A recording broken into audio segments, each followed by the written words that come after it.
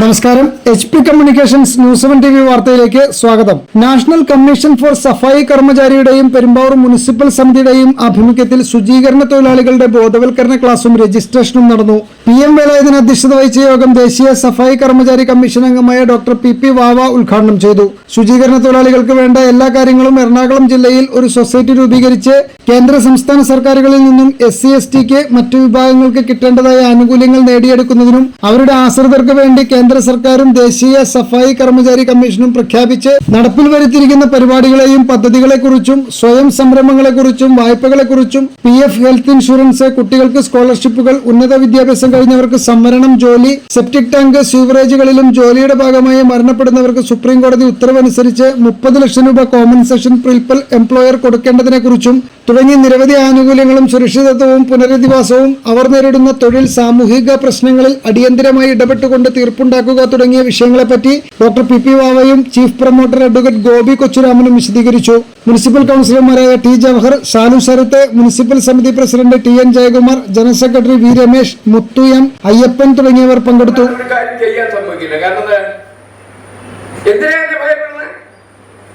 ഞാൻ നല്ലോണം രാഷ്ട്രീയം പഠിച്ച ആ രാഷ്ട്രീയം നമുക്ക് അനുകൂലമെന്ന് രാഷ്ട്രീയം വിട്ടിട്ട് പോകണം, വേറെ പോയതാണ്. ആ വിട്ടതിന് ശിക്ഷയായത്. അപ്പൊ ഇവിടെ എന്താ പിൻവാതിൽ നിയമന? നരേന്ദ്രഭായ് മോഡിജി പറഞ്ഞത് അവർക്ക് എന്താ കൊടുക്കണ്ടേ? അപ്പൊ ഇവിടെയുള്ള കുറച്ച് ആളുകൾ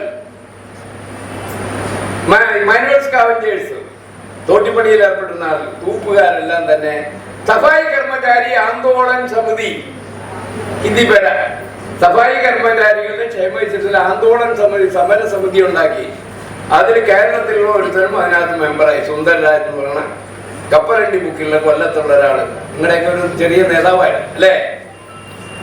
അപ്പോ കോടതിയിൽ ബഹുമാനപ്പെട്ട സുപ്രീം കോടതിയിൽ പറഞ്ഞു, ബഹുമാനപ്പെട്ട സുപ്രീം കോടതി ബാബാ സാഹിബ് അംബേദ്കർ പറയുന്ന ഭരണഘടനയുടെ ആമുഖത്തിൽ പറയുന്ന സ്വാതന്ത്ര്യം, സമത്വം, സാഹോദര്യം ഇതൊന്നും ഞങ്ങൾക്ക് കിട്ടുന്നില്ല എന്ന്.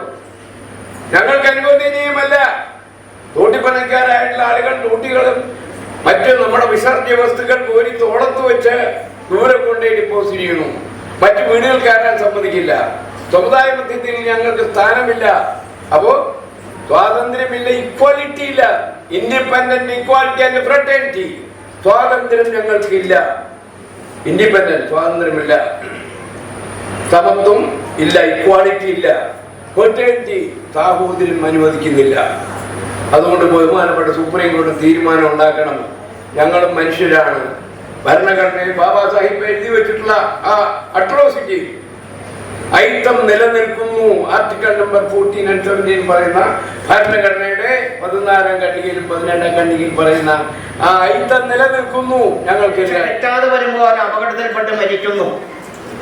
അങ്ങനെ മരിച്ചുപോയാൽ അവർക്ക് വേണ്ടി പറയാൻ, ചോദിക്കാൻ ആരുമില്ല. അതിൽ നിന്ന് മാറ്റം വരുത്തിക്കൊണ്ടാണ് ഇന്ത്യയുടെ പ്രധാനമന്ത്രി നരേന്ദ്രമോദി അവിടെ ആശ്രിതർക്ക്, ആ കുടുംബത്തിലെ അംഗങ്ങൾക്ക് കേന്ദ്ര സർക്കാർ 30 ലക്ഷം രൂപ കൊടുക്കുന്നു. പട്ടികജാതി പട്ടികവർഗ വിഭാഗത്തിൽപ്പെട്ട ഒരു അടിപിടി ഉണ്ടായാൽ, അതിലൊരാൾ മരിച്ചുപോയാൽ